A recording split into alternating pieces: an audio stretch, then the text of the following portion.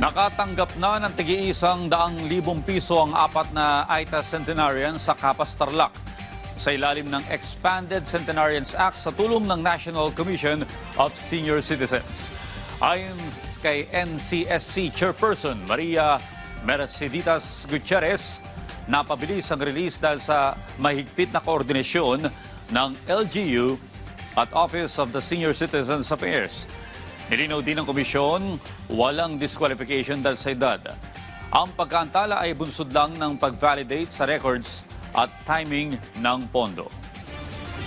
Ang naibigay lang sa amin yan, noong March 2024. At in fact, wala pa kaming application na na-receive para sa pagkuha nila ng centenarian gifts.